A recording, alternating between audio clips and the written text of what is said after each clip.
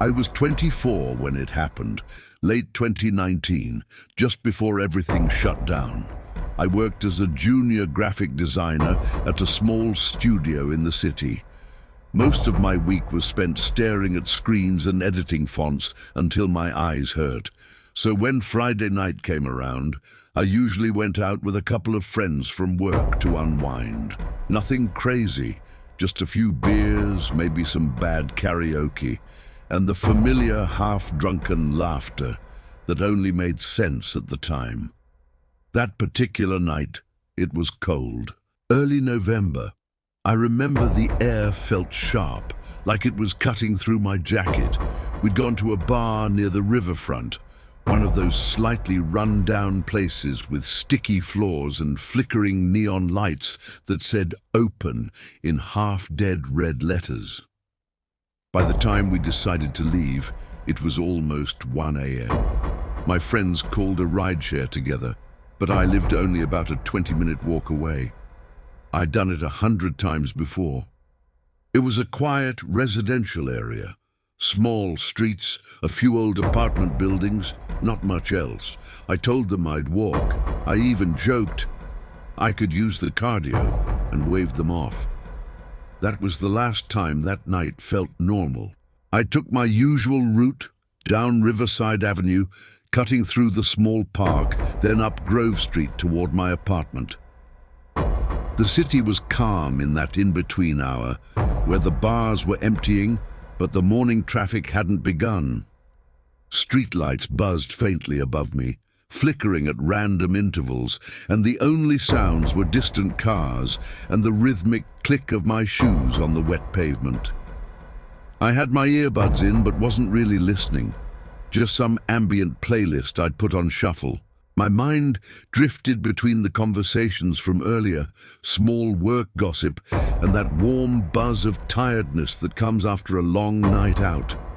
I remember texting my friend Hannah a stupid meme before my phone died.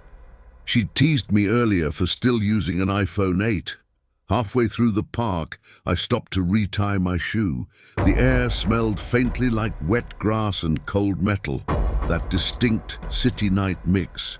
A stray cat darted across the path ahead, startling me for a second, and I laughed at myself. Everything felt so normal. I'd walked this path countless times. The old benches, the vending machine that was always broken, the graffiti under the bridge that said, "The end is a choice." I didn't even register how quiet it had gotten until I noticed I could hear my own breathing. I heard footsteps. At first, I thought it was an echo, mine bouncing off the narrow park walls, but after a few seconds, I realized the timing was off. They weren't matching my steps, they were following them. I slowed down. The steps behind me did too. I turned around, half expecting to see another late-night walker, but the path behind me was empty, the kind of dark where the streetlight glow fades into nothing. I squinted, but there was no one. Maybe it was just someone cutting across the park. Maybe they'd taken another path. Still, the hair on my arms was standing up. I kept walking, faster this time. I could feel my heartbeat picking up, a low hum in my chest. I tried to tell myself I was overreacting. It was a public park. People walked here all the time. Maybe someone else had the same route home. I reached the far gate of the park and stepped out onto Grove Street. That stretch always felt a bit eerie. Narrow sidewalks, tall hedges blocking out most of the houses. I crossed the street under a lamppost and, out of instinct, glanced behind me again. That's when I saw him. A man, maybe mid-30s, wearing a dark hoodie and jeans, walking on the opposite side of the street. Nothing inherently strange about that, except he wasn't walking toward anywhere, just keeping pace with me. When I sped up, he did too. Our eyes met once across the street, and something in my stomach dropped. It wasn't just that he looked at me, it was how he looked. Not curious, not casual, just completely blank. like watching a reflection that wasn't supposed to move. I crossed to the other side of the street, mostly to test it, maybe to prove to myself I was imagining things. He crossed too, not right away. Maybe 10 seconds later, slow enough to make it seem coincidental. But I knew in my gut he was following me. My pace quickened, and I felt that electric panic start to build under my skin. My apartment was still about 10 minutes away. There weren't many people out, just parked cars, darkened houses, and a flickering porch light here and there. I debated calling someone, but my phone was dead. I even thought about knocking on a random door. But what would I say? "Hi, sorry to wake you up, but I think that guy is following me." It sounded insane in my head.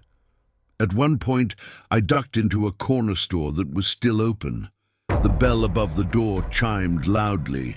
The fluorescent lights felt blinding after the darkness outside. The cashier, a kid, maybe 19, looked up from his phone.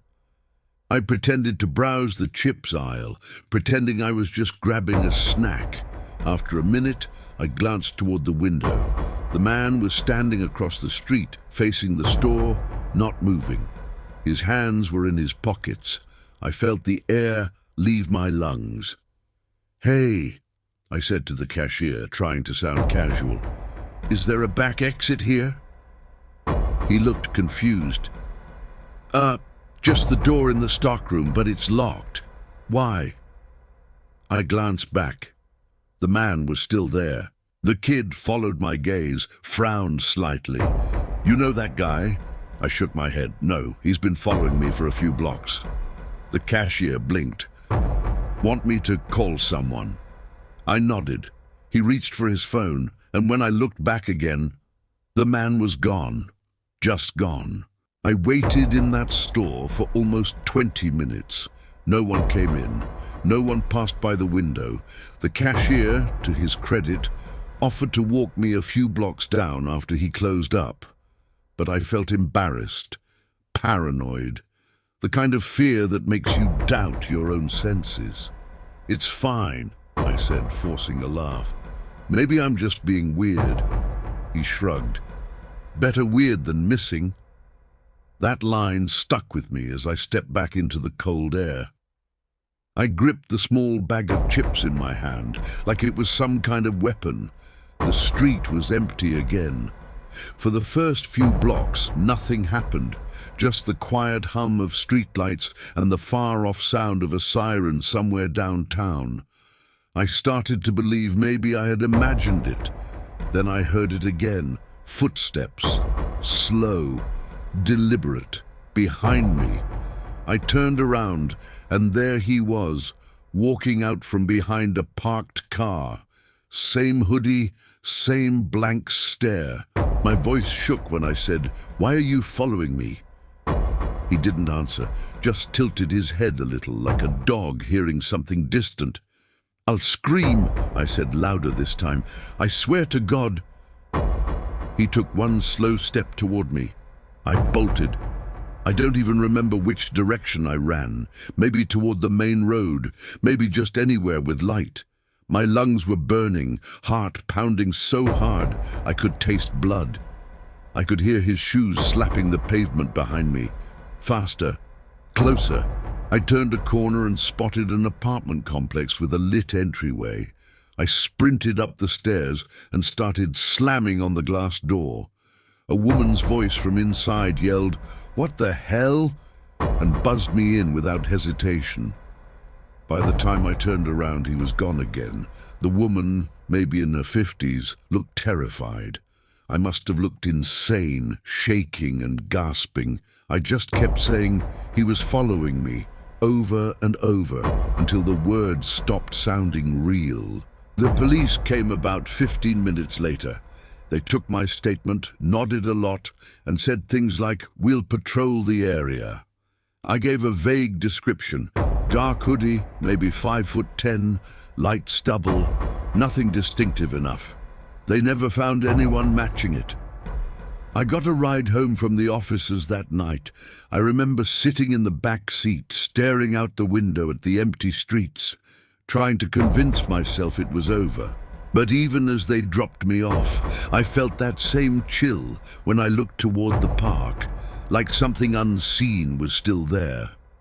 For weeks, I couldn't sleep properly. I'd jolt awake at every noise. I changed my route to work, avoided walking anywhere alone. I even moved apartments the next year. The cops called it a possible attempted mugging, but he never asked for money, never said a word. It's been almost 5 years now. I still walk home sometimes, but only when it's light out. Every so often I catch myself glancing at reflections in shop windows or the dark space between parked cars. I don't really know what I'm looking for anymore. A few months ago, I was scrolling through a local Facebook group when I saw a post. Man in dark hoodie seen following women near Grove Street Park. Be careful. It was time-stamped at 1:12 a.m. Same time I left the bar that night. I don't think it was a coincidence. Let's not meet.